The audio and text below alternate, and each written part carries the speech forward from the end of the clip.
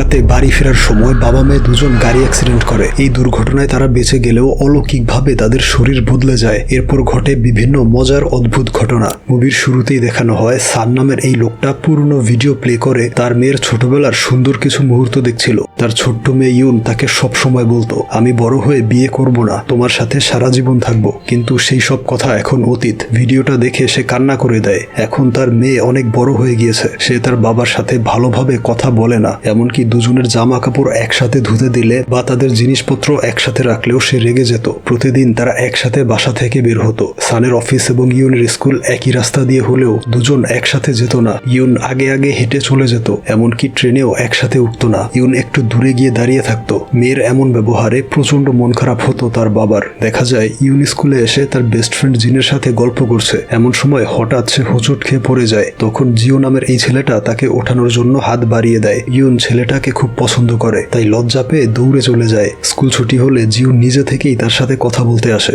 বলে, শুনেছি তুমি অনেক ভালো গান গাইতে পারো, আগামী সপ্তাহে একটা অডিশন আছে, চাইলে জয়েন করতে পারো। জিওর ইনভিটেশন পেয়ে ইউন খুশিতে আত্মহারা হয়ে যায়। এমন সময় সান এসে বলে, সেই ছেলেটা কি তোমার বয়ফ্রেন্ড? ইউন কোনো কথা না বলে চলে যেতে থাকে। তখন তার মা মিস লিন দুজনকেই মেসেজ করে গ্রামের বাড়িতে চলে আসতে বলে, কারণ ইউনের নানা অসুস্থ। সে বলে তার প্রায় হার্ট অ্যাটাকের মতো অবস্থা হয়েছিল, তবে ভাগ্য ভালো ছিল যে তখন সাথে ছিল তার এক ডক্টর বন্ধু। এখন সে মোটামুটি সুস্থ। এরপর লিন সানকে বলে, আজকে আমি এখানেই থাকবো, তুমি ইউনকে নিয়ে বাড়িতে চলে যাও। কিন্তু ইউন তার সাথে যেতে চায় না। সে একাই হাঁটা শুরু করে। তখন সান এসে তার সাথে রাগ দেখায়, কারণ সে পড়াশোনায় মনোযোগ দেয় না, সারাদিন শুধু মোবাইল নিয়ে পড়ে থাকে এবং তার সাথেও খারাপ ব্যবহার করে। এই ক্ষোভে সে ইউনের হেডফোনটা ছুঁড়ে মারে। ইউন দেখে হেডফোনটা ভেঙে টুকরো টুকরো হয়ে গিয়েছে। তখন সান বলে, তুমি যদি আমার জায়গায় হতে তাহলে বুঝতে আমি কতটা পরিশ্রম করি তোমাদের ভালো রাখার জন্য।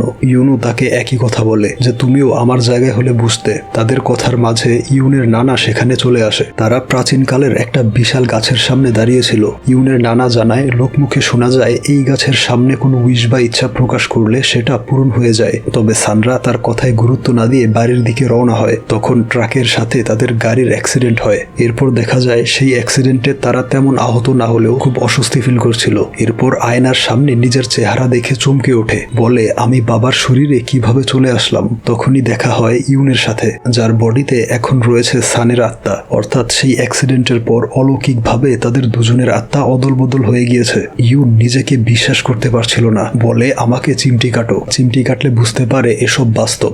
এরপর সান তার মেয়েকে নিয়ে একটা ট্যাক্সিতে ওঠে। ট্যাক্সি ড্রাইভার খেয়াল করে পুরুষ লোকটা মেয়েদের মতো বসে আছে আর মেয়েটা বড়দের মতো কথা বলছে। সান একটা মানসিক হসপিটালের সামনে নেমে যায়। এই দেখে ড্রাইভার ধরে নেয় দুজনের মানসিক সমস্যা ছিল। সানের স্কুল লাইফের বন্ধু কিম এখানে সাইকোলজি ডক্টর। তাকে সান পুরো ব্যাপারটা বোঝানোর চেষ্টা করে, কিন্তু কিম কোনোভাবেই তার কথা বিশ্বাস করে না। সে হাসি ঠাট্টা করে পাশে বসে থাকা ইউনকে বলে, আমার সাথে মজা করছো নাকি? তখন সান তাকে পুরনো দিনের কথা মনে করিয়ে দেওয়ার চেষ্টা করে, তবুও কিম মানতে চায় না। তখন আবার এই নার্স এসে সানকে জোর করে নিয়ে যাচ্ছিল। কোনো উপায় না পেয়ে সান এবার কিমের একটা সিক্রেট বলে দেয়। স্কুল লাইফে সে একটা মেয়েকে পছন্দ করত, যাকে দেখতে ঠিক এই নার্সের মতো, তাই এই নার্সকে চাকরিতে রেখেছে। এই শুনে কিম খুব রেগে গিয়ে ইউনকে সান মনে করে মারতে থাকে। বলে, মেয়েকে এসব সিক্রেট শেয়ার করার কি দরকার ছিল? তো কিমের কাছ থেকে কোনো সাহায্য না পেয়ে তারা একটা সুপার শপে চলে আসে। সান একটা ড্রিঙ্কস কিনতে চায়, কিন্তু দোকানদার ছেলেটা বলে, তুমি অপ্রাপ্তবয়স্ক, তোমার কাছে এসব বিক্রি করা যাবে না। এইদিকে ইউন অনেকগুলো চিপস কিনে নেয় আর সে তার বাবাকে বলে, তুমি আমার বডিতে থেকে ড্রিঙ্কস করবে না। সান তারপর দোকানদারকে বোঝানোর চেষ্টা করে সে আসলে একজন পুরুষ আর এই লোকটা হচ্ছে তার মেয়ে। স্বাভাবিকভাবেই দোকানদার তার কথা বিশ্বাস করে না। এই নিয়ে দুজনের মধ্যে তর্ক বিতর্ক শুরু হয়। শেষমেশ কোনো কিছু না কিনেই বাসায় ফিরে যায়। লিন তাদের জন্য সুস্বাদু খাবার রান্না করে এবং নিজের হাতে ইউনকে খাবার খাইয়ে দেয়। তবে সে জানে না এই দেহের মধ্যে রয়েছে সান। সে টেনশন করবে এই ভেবে আত্মা পরিবর্তনের কথাটা তাকে বলেনি। এইদিকে ইউন ভাবতে থাকে, আমি তো এখন বাবার শরীরে, এর মানে আমাকে আর ডায়েট করতে হবে না। এরপর সে সুস্বাদু এই খাবারগুলো খেতে শুরু করে। লিন গ্লাসে ড্রিঙ্কস ঢেলে ইউনের সামনে দেয়, তবে সান গ্লাসটা কেড়ে নেয়। এতে লিনের কিছুটা সন্দেহ হয়। তখন আবার তারা হাসি ঠাট্টা করে পরিস্থিতি সামলে নেয়। পরদিন থেকে দুজন রিসার্চ শুরু করে যে কিভাবে আগের অবস্থানে ফিরে যেতে পারবে। ইউন ইন্টারনেটে সার্চ দিয়ে উপায় খুঁজছিল, আর সান চলে আসে একটা লাইব্রেরিতে, কিন্তু এই বিষয়ে কোথাও কিছু লেখা খুঁজে পায় না। ইউন হতাশ হয়ে তার বাবাকে এসে বলে, আমরা এখন কি করব?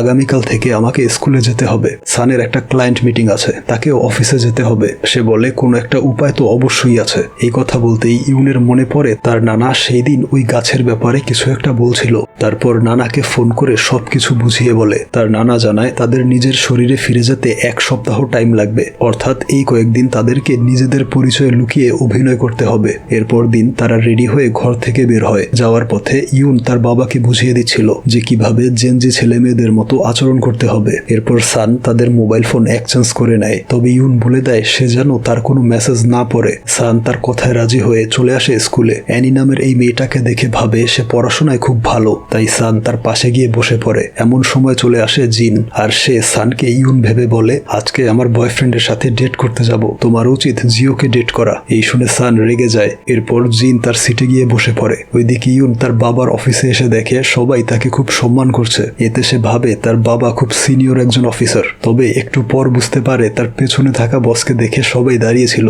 এরপর সান যে ডিপার্টমেন্টে কাজ করে সেখানে চলে আসে। জো নামের এই ছেলেটা হচ্ছে সানের অ্যাসিস্ট্যান্ট, আর এই ডিপার্টমেন্টের হেড হচ্ছে সান। ইউন তার বাবার সিটে বসে কোনো রকমে কাজগুলো বুঝে নেওয়ার চেষ্টা করে। এরপর লাঞ্চের সময় সবাই যে যার মতো ক্যান্টিনে চলে যায়। কেউ ইউনকে মানে সানকে আসার জন্য জিজ্ঞেসও করে না। এতে ইউন বুঝতে পারে তার বাবাকে কেউ খুব একটা পছন্দ করে না। অপরদিকে সান জিওর বলা সেই অডিশনে অংশ নিতে প্র্যাকটিস রুমে চলে আসে। জিওকে দেখে সে মনে মনে বলছিল, আজকে এমন ভাবে পারফর্ম করব যে জীবনেও আমার মেয়ের দিকে তাকাবে না। কিছুক্ষণ পর তার গান গাওয়ার পালা এসে পড়ে। তখন সে গাইতে শুরু করে তার সময়কার একটা পুরনো গান। তবে সবাই সেই গানটা খুব এনজয় করছিল, আর জিওর নাকি এমন পুরনো দিনের গানই বেশি ভালো লাগে। তাই সে ইউনকে তার ব্যান্ডে যুক্ত করে নেয়। এতে একদম হতাশ হয়ে পড়ে সান, কারণ সে যা চেয়েছিল তার উল্টোটা হয়েছে। ওইদিকে সানের আজকেই একটা ক্লায়েন্ট মিটিং ছিল। ইউন তার বাবার হয়ে সেই ক্লায়েন্ট মিটিং এ অ্যাটেন্ড করে, কিন্তু সেই ক্লায়েন্ট ছিল খুব খারাপ একটা লোক। সে সানের এক মেয়ে কলিগ লিমির ব্যাপারে উল্টোপাল্টা বলে। তখন ইউন তার কথাগুলো রেকর্ড করে ফেলে, বলে এই ভিডিওটা সোশ্যাল মিডিয়ায় আপলোড করলে কেমন হয়। এই শুনে লোকটা একদম চুপ হয়ে যায়। এভাবেই সে তাকে উচিত শিক্ষা দিয়ে বাড়ির দিকে রওনা হয়। তখন সে অনুভব করে সারাদিন কাজ করার ফলে শরীরটা খুব ক্লান্ত লাগছে। এরপর আয়নায় চেহারাটা দেখে বলে, ধীরে ধীরে বাবার বয়স বৃদ্ধি পাচ্ছে। বাসায় ফিরে দেখে তার মা ঘুমিয়ে পড়েছে, তবে সান তখনও সজাগ। এরপর ইউন তার মোবাইল নিয়ে দেখে জিন মেসেজ করেছে, আজকে অডিশনে অসাধারণ পারফর্ম করায় সবাই তার উপর মুগ্ধ।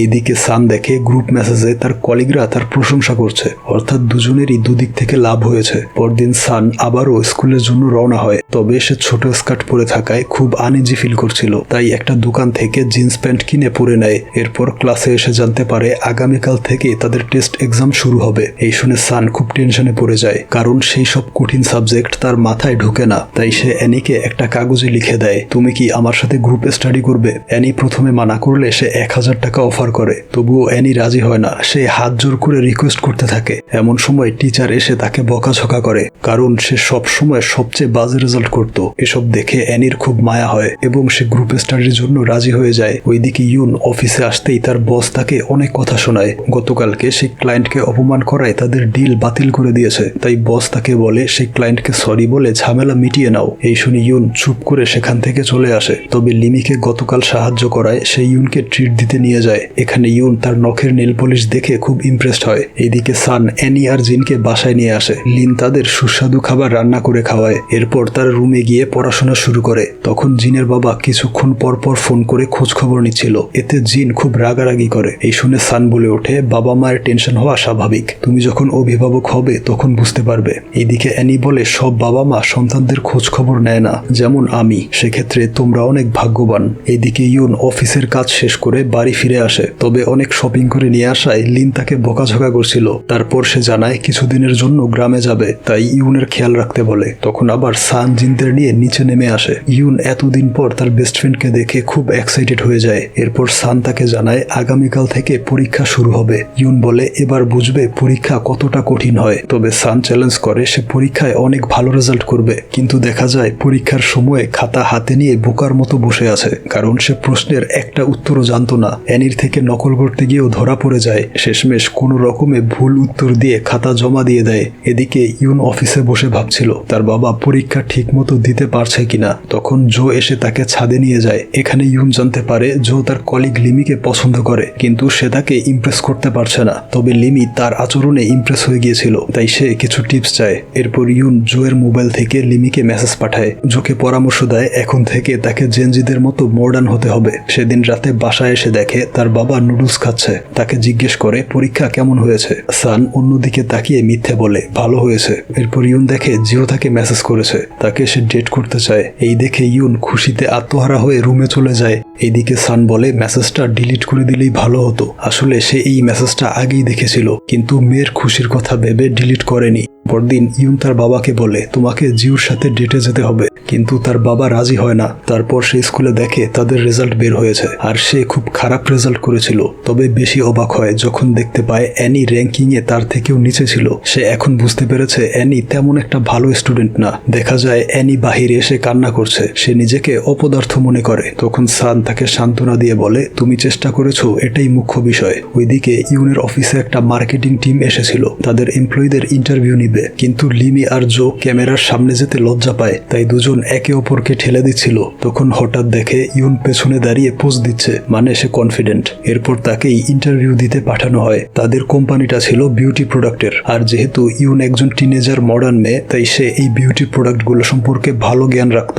দেখা যায় সে প্রোডাক্টগুলোর কোয়ালিটি সম্পর্কে সুন্দরভাবে ব্যাখ্যা করছে, এমনকি ব্যবহার করেও দেখায়। এতে সবাই একদম অবাক হয়ে যায়। তাছাড়া এই ইন্টারভিউর কারণে তাদের অনেক কাস্টমার বৃদ্ধি পায়। এতে সবাই ইউনের প্রতি দারুণ খুশি ছিল। এরপর জো তাকে লিমির ব্যাপারে বলে, তাকে জেনজিদের মতো মেসেজ পাঠিয়েছে। লিমিও কিছুটা আগ্রহ দেখাচ্ছে তার উপর, তবে এখন কি করবে বুঝতে পারছে না। ইউন বলে এখন তুমি লিমিকে প্রপোজ করে দাও, সে নিশ্চয়ই তোমাকে পছন্দ করবে। এই শুনে জো লিমিকে একটা লাইব্রেরিতে নিয়ে যায় এবং সাহস করে তার মনের কথা বলে ফেলে, কিন্তু পেছনে তাকিয়ে দেখে লিমি সেখানে নেই। এর ফলে সে খুব হতাশ হয়ে পড়ে। তখন দেখা যায় লিমি আড়ালে দাঁড়িয়ে তার কথাগুলো শুনে মুচকি হাসছে, মানে সেও জোকে পছন্দ করে। অপরদিকে সান খারাপ রেজাল্ট করায় টিচার বকাঝকা করছিল, বলে তোমার বাবাকে এই বিষয়ে জানাতে হবে। কিন্তু সান তাকে বাধা দিতে থাকে। সে ইউনকে এই বিষয়ে জানতে দিতে চাইছিল না, কিন্তু টিচার ফোন করে ইউনকে জানিয়ে দেয় যে আগের চেয়েও তার মেয়ে এবার খারাপ রেজাল্ট করেছে। এই শুনে ইউন স্কুলে চলে আসে। তার বাবা যেভাবে বকাঝকা করত সেরকম ভাবেই কথা শোনাতে থাকে। এতে সান প্রচন্ড লজ্জা পেয়ে এক দৌড় দেয়। ইউন তার পিছু করে তাকে ধরে ফেলে, এরপর কাঁধে করে তাকে একটা জায়গায় নিয়ে বসায়। বকাঝকার অভিনয় করায় তার কাছে ক্ষমা চায়। আসলে এতদিন সে তার জায়গায় অফিস করে বুঝতে পেরেছে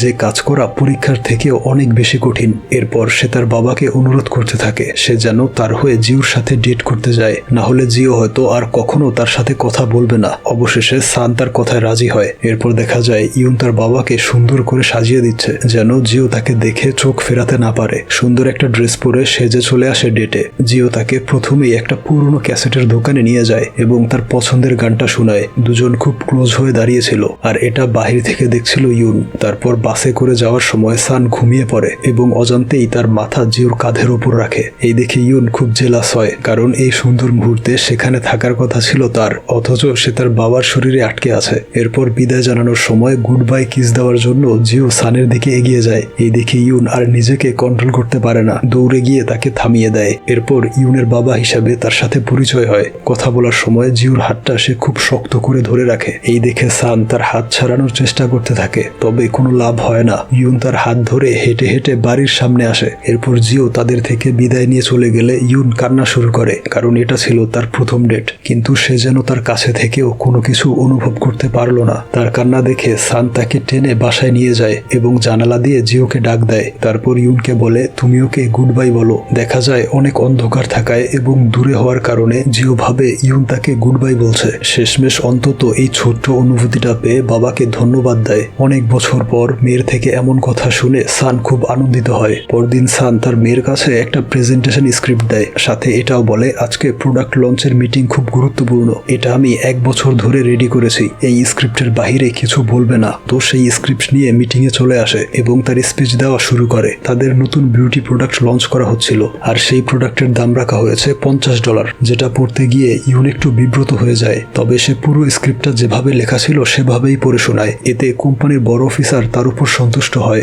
এই সব কিছু সান মোবাইলের মাধ্যমে শুনছিল। সেও খুব আনন্দিত হয় এই ভেবে যে তার প্রমোশন হয়ে যাবে। কিন্তু তখন ইউন নিজের মনের কথাগুলো বলতে শুরু করে। সে বলে এই প্রোডাক্ট ফেল করবে, কারণ এর দাম অনেক বেশি। যেহেতু এটা টিনেজার মেয়েদের টার্গেট করে বানানো হয়েছে, তাই এটার দাম কমানো উচিত। এসব শুনে কোম্পানির সিইও আর বাকি সবাই একদম থমকে যায়। ওইদিকে সান চিৎকার করে মেয়েকে থামতে বলে, কিন্তু ইউন তার কথা চালিয়ে যায়। সে বলে এখনকার টিনেজার ছেলেমেয়েরা বোকা নয়, তারা যাচাই বাছাই করে প্রোডাক্ট কিনে, তাই তাদের মতো আমাদের চিন্তা করতে হবে, তাদের সাথে তাল মিলিয়ে চলতে হবে। এসব বলে সে মিটিং শেষ করে বাহিরে আসে। তখন সান তাড়াহুড়া করে অফিসের সামনে চলে আসে এবং ইউনকে বলে, তুমি সবকিছু শেষ করে দিয়েছো, আমাকে চাকরি থেকে বের করে দিতে পারে। তোমার এই ভুলের কারণে আরো অনেকেই ভোগান্তিতে পড়বে। ইউন বলে, আমি শুধু সত্য কথা বলেছি, আর তুমি কেন শুধু কাজের ব্যাপারে ভাবো? আমার কথা কখনো ভেবে দেখেছো? এভাবে তার বাবার সাথে রাগ দেখিয়ে চলে যায়। এইদিকে সান খুব হতাশ হয়ে বসে থাকে। এরপর সে চলে আসে তার সেই ডক্টর বন্ধু কিমের কাছে। এবার সে একটা গান চালিয়ে নাচতে শুরু করে। স্কুলের বিদায় অনুষ্ঠানে দুজন এই গানে পারফর্ম করেছিল। এই ডান্স স্টেপগুলো ইউনের কোনোভাবেই জানার কথা না, তাই কিম এবার তার উপর বিশ্বাস করে। এরপর জিজ্ঞেস করে, এই কয়দিন ইউনের শরীরে থেকে কোন বিষয়টা উপলব্ধি করলে? সান বলে, পড়াশোনা আগের চেয়ে অনেক বেশি কঠিন হয়ে গিয়েছে, কিন্তু আমি সেটা না বুঝে ইউনকে শুধু প্রেশার দিতাম। কিম বলে, তাহলে তোমার ভুল শুধরে নেওয়া উচিত। সান তারপর বাসায় ফিরে আসে, তবে ইউনের রুমে যাওয়ার সাহস পায় না, তাই দরজার সামনেই বসে পড়ে। দেখা যায় ইউনও বিপরীত পাশের দরজার সামনে বসে আছে। সকালে ইউন একটা মেসেজ দেখে তাড়াহুড়া করে বেরিয়ে যায়, তবে ভুলে তার ফোনটা পড়ে গিয়েছিল। সেটা উঠিয়ে নেয় সান। কিছুক্ষণ পর জো ফোন করে তাকে জানায় সবাইকে চাকরি থেকে বাদ করে দেওয়া হয়েছে। এই শুনে সান এক দৌড় দেয় অফিসের দিকে। অপরদিকে ইউন আগেই অফিসে গিয়ে তার বসকে খুঁজতে থাকে। এরপর তাকে হাত জোর করে বলে তাদের চাকরিটা ফিরিয়ে দিতে, না হলে তারা সবাই পথে বসবে। কিন্তু লোকটা বলে, তুমি সেদিন বড় গলায় বলেছিলে তুমি এদের দায়িত্ব নিবে, তাহলে এখন আবার কাকুতি মিনতি করছো কেন? এই বলে সে চলে যেতে থাকে। ইউনও তখন তার গাড়ির পেছনে ছুটছিল। এমন সময় সান একটা সাইকেল নিয়ে সেখানে আসে, আর দুর্ভাগ্যবশত সেই বসের গাড়ির সাথে অ্যাক্সিডেন্ট করে।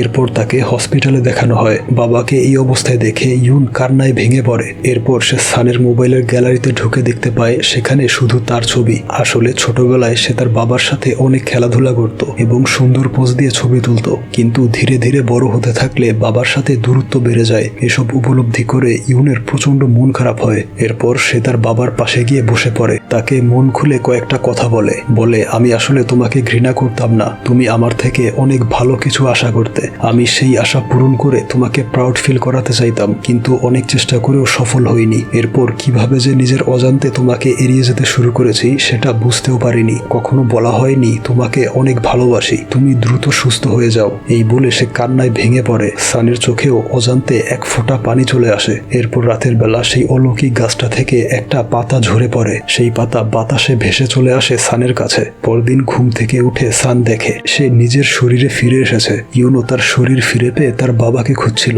এরপর দুজন একে অপরকে জড়িয়ে ধরে কান্না করে। এরপর কয়েকদিন পরের দৃশ্য দেখানো হয়। সান তার আগের কোম্পানিতেই আবার চাকরি ফিরে পায়, কারণ ইউনের কথা মতো কম প্রাইসে প্রোডাক্ট লঞ্চ করে অনেক লাভ হয়েছে। আর এখন সান আর ইউন একসাথেই বের হয়, একসাথে গল্প করতে করতে রাস্তা দিয়ে হেঁটে যায়।